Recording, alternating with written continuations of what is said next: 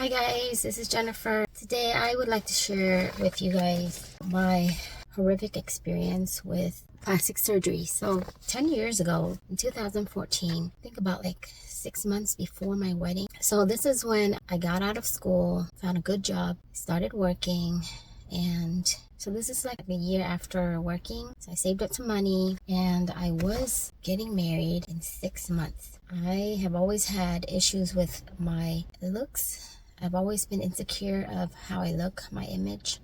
Never had a good self-image. After I got my surgery, I had the best hopes. I thought I was going to look so pretty, like a princess, because that's all you think about when you have plastic surgery, or when you're preparing for plastic surgery. You see all these pictures, and most of the time you only focus. Somehow we have selective focus, where we just focus on things that we want to see, or selective vision.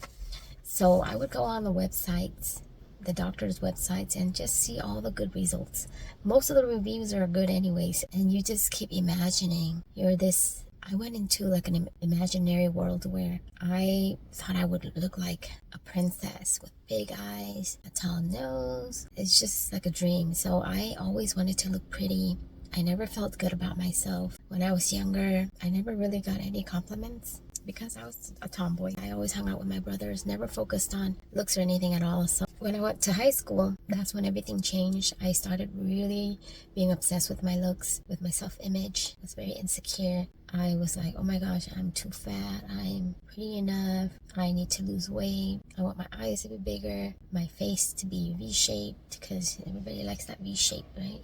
You look on TV, all the celebrities are skinny and pretty. And this was, a while ago. It's been a while. Nowadays, it's different.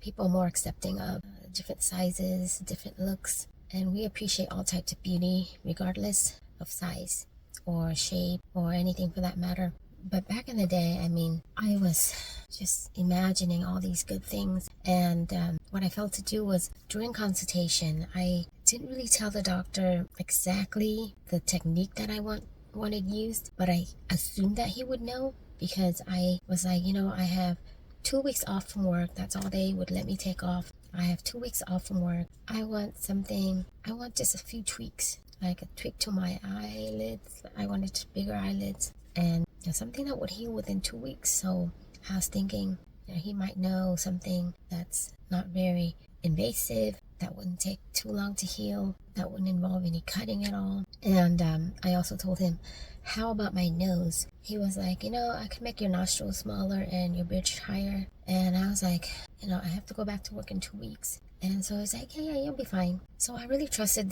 this doctor because he had really good reviews. He seemed really nice. So the consultation was pretty short. I wish I would have gone in detail exactly what I wanted, and whether I wanted cutting or not, or an implant or not. But I just was like, I was so naive. Honestly, I should have done more research. I should have really be specific. So if you are going to have any type of surgery, even if it's not cosmetic, but especially if it's cosmetic, you have to be very careful of what you want done and communicate that to your doctor. Write down what you want on a piece of paper in your notebook or a journal. Write down the procedure you want to get done. Write down how you want to get done, so how you want the doctor to achieve that for you. So there are many different types of surgeries. There are invasive, there are incisional, meaning the surgery involves cutting of the skin. There are non-incisional surgeries, which do not require a long healing period and would not leave a scar because there's no cutting involved. And for the nose, that's for the eye surgery. For the nose, it's the same thing. There are surgeries where you don't have to cut the nose open. You can just go through the nostrils and do it that way. It is more work, harder to do, but there's no incisions made, so you don't have to worry about any scars. And then if you don't care about whether it's incisional or not, you have to tell the doctor where to cut or where to make the incisions, so that you could hide the incision.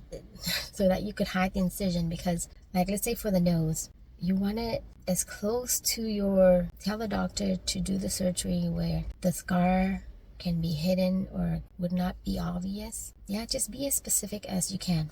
So I felt to do that. I was just like, okay, doctor, I trust you. You're gonna make me look pretty. And he's like, yeah, I'm really excited to see how you look. So I drove like about 2.5, 3 hours early in the morning. At 7 o'clock, I had to be there for surgery. I came in, took the patient agreement form. I didn't read those either. I don't know how many forms I signed, but I didn't read that form either. Another mistake I made. So read all the forms, because if I would have read that form before I signed it, I would have known that an implant was being put into my nose when I didn't want one, because I only had 2 weeks to heal before going back to work, which is not enough time to heal for a nose surgery, for a rhinoplasty, and an eyelid surgery as well. In my case, I found out that, so we would just go ahead and go with the story. So if I had read that form before I signed it, I would have prevented myself from getting the surgeries at all. So I just signed it real quick because I was tired from driving for like 3 hours just to get there. I was like, let's just do it. Of course, I had a boyfriend at the time. He came with me, and he was just in the waiting room. Went in for the surgery. Everything went well. He came into my recovery room to check up on me, and I was fine. And then I was sent home, so I was just waiting for the stitch removal. So the stitch removal came. I went to him. It was kind of rushed. Because when he was cutting the stitches off my nose, the girl, I guess one of the assistants, she came in and just opened the door, talked to him back and forth before he got back to my stitch removal again. And I felt like that was kind of just, not expected. I wasn't expecting that. I just wanted him to focus on what he was doing for me. But regardless, he had the stitches removed for my eyes, for my eyelids, and also my nose. I wasn't happy with what I saw, but I knew that I had to wait until, the scars completely healed and the swelling went down before I could see something, see the real results. I saw incisions, scars on my eyes and also my nose. And the doctor was like, okay, give me some stuff, I guess some scar gel and stuff like that. Just told me to go home and wait. So the waiting began. I went home, but then 2 weeks already came and I had to go back to work. Oh my gosh, my face was so swollen because he did incisional surgeries. So both of my surgeries were incisional, where he cut, on my eyes, both my eyes, and also cut on my nose. He cut my nose open in order to put a little tip implant in there and use a bit of my ear cartilage as a graft material, I guess, to strengthen the nose tip and build the bridge to make it higher. So I was like, oh my gosh, why is it so tight? Why is it so hard? I was touching my nose. I was like, oh my gosh, it's so tight and hard. It just felt really uncomfortable. I was like, I don't know. But for the first checkup, I don't know how many months this was later, but for the first checkup, when I came back, I had to go back to work like that. This wasn't during the COVID days, so I didn't wear a mask or anything like that.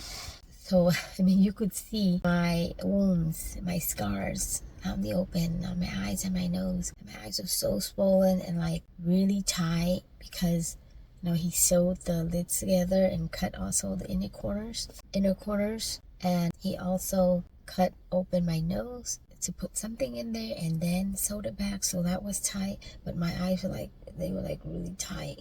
It was I got hit by a car or something. And boy, it was hard at work because I work in retail. I used to work in retail. Everybody would see me, all the customers, and they're like, oh my god, what is she doing to herself? It's not like a regular wound where it's a wound. If it's an accident, you know it's an accident, so it doesn't look as bad. But then in my case, it was my choice to get that done to myself. So people are most people, they know what it is, but everybody's not really used to seeing that. So they're like, oh my gosh, why would somebody do that to themselves? Why would somebody inflict pain on themselves? She looked okay before. Why would she do that to herself? The thing is, they don't really understand how our looks and how we feel about ourselves really have to do with the outside, the exterior, our exterior features.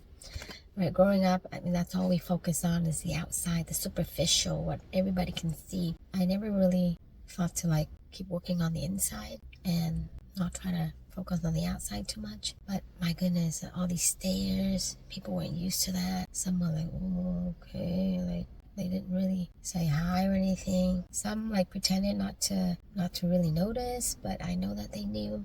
and I got so many stares, and I know there were whispers, because if I saw somebody walking around with their plastic surgery face on, swollen eyes, swollen nose, I mean, I would probably act the same way. Now I wouldn't, but back in the day, I mean, it's just normal for people to look at something they're not used to seeing. I just looked at myself, and months came. I went to the checkup, the first checkup. He was like, keep waiting. Second checkup, keep waiting. But after 6 months, like by the time my wedding came, I was like, I had to cancel my wedding because I still had the scars, I still had the swelling, and that was just devastating. I had to return everything. I lost a lot of money as well because, you know, they don't offer refunds just because you cancel. And I canceled pretty late too. I was hoping that I would heal in time. I was so wrong. I felt so deformed, depressed for a while. I didn't want to see anybody. I didn't want to go anywhere. Honestly, I called the doctor. I yelled at him. I yelled at his office. I went online. I wrote this really nasty, or really like it came from like anger, my anger. So I just let it all out. I was like, oh my gosh, like this doctor, you know, he did the surgeries I didn't ask for. Now he deformed my face. He messed up my face. I look worse than before. Now my eyelids are uneven. There's a huge scar between my nose. I posted on Yelp, Google, and there's like one other website called Real Self or something where people post plastic surgery photos before and after, and just rate the doctors and stuff like that. And yeah, it was really, those were really dark times for me, because I mean, you've spent all this money. I think I spent about 10 grand cash and for both surgeries, and then to not be able to have my wedding and have all these scars, not be able to see my friends, not be able to feel good about myself, and then for worse, it was just the worst time of my life. I felt really depressed at the time. I didn't know what to do. My family, I know, is against that type of stuff. I didn't tell my sister. I didn't tell anybody at all. My friends, nothing. My coworkers, I mean, they know me, but they didn't know me before. But they didn't want to ask either. I mean, I used makeup to cover up the scars and stuff, but I know that they knew. They just didn't say anything. So every day I would try to focus on work, go to work and go home, and listen to music just to make myself feel better, put myself in a better mood. But it was such a lonely time for me. I felt like a monster. I really hated him at that time. I hated my doctor because I blamed him for not doing what I asked. But then I didn't think about how I could have acted better, what I could have done to make the situation better. If I communicated better with him what I wanted, wrote down the techniques, the type of surgeries I wanted, it would have prevented all this, or all of that.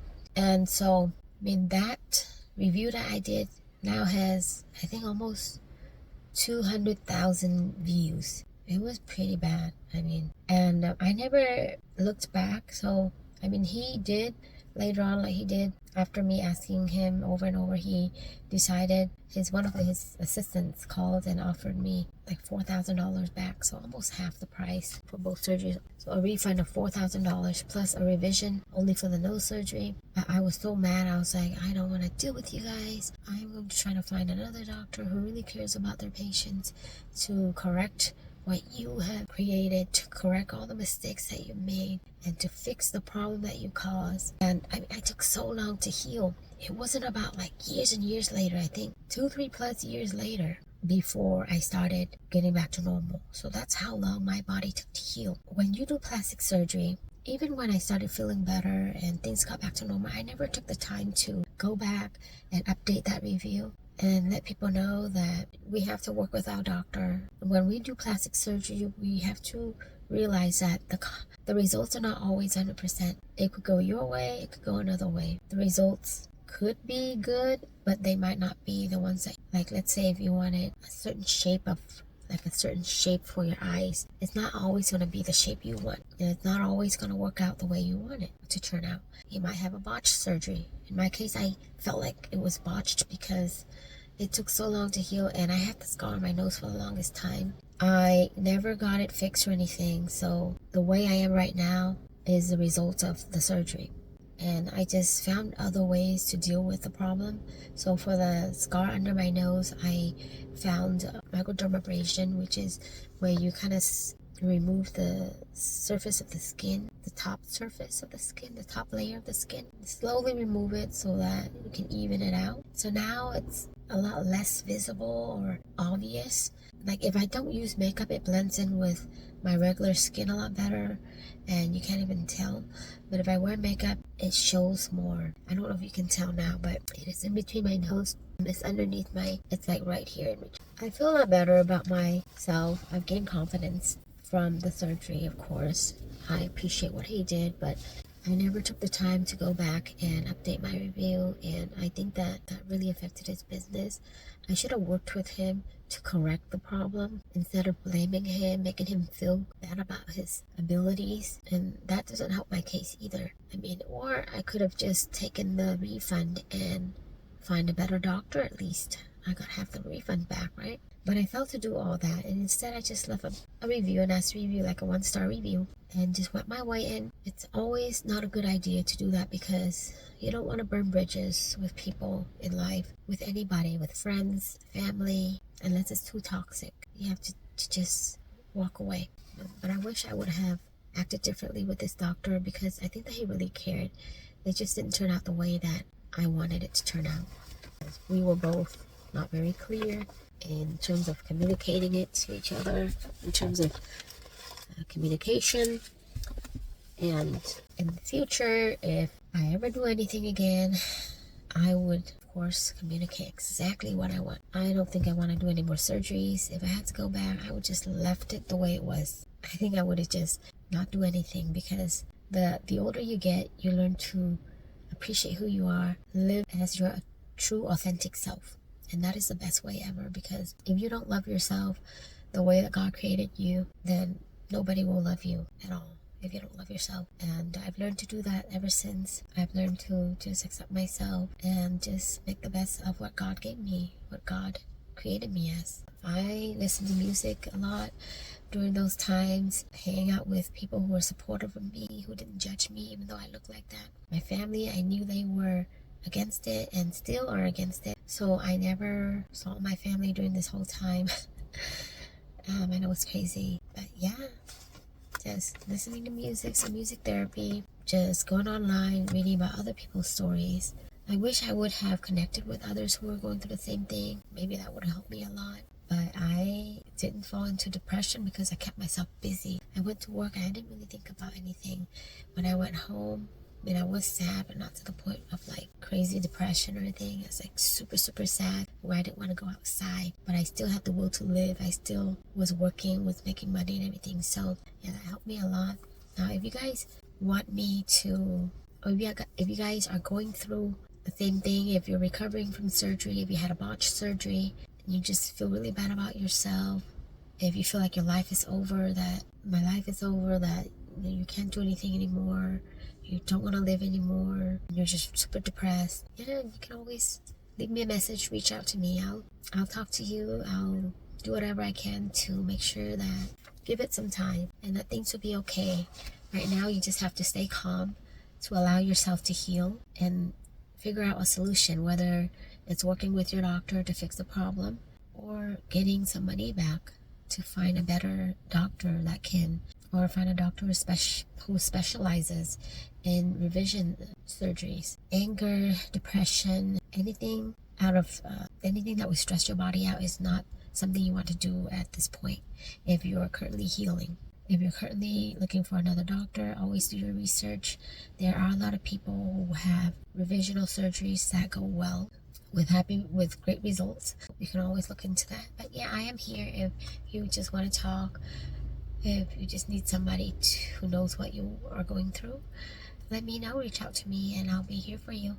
I hope that you know that you have to, if you are thinking about having surgery, just know that if I had to go back, I would not do it at all, because I don't know, there's nothing better than having your own face without having to worry about any scars, anything feeling uncomfortable that's not your own.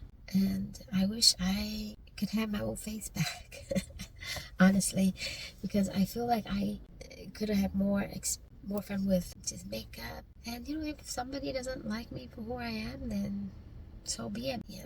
All in all, unless you really have to, unless it's really bothering you, unless it's a functional issue, like if it, let's say your nose is keeping you from breathing easily, makes it hard for you to breathe, or your eyes, maybe, it's some type of condition where it needs to be fixed in order for you to have a better life, then yeah, feel free to do it. But if I could go back, I wouldn't do it at all, because I sort of love myself the way I am, and I wish I would have started loving myself a long time ago. This experience shed some light to people out there that are going through the same thing, that may feel lonely, depressed, not happy about their current situation, but there are a lot of people out there going through the same thing. So I'll see you guys next time.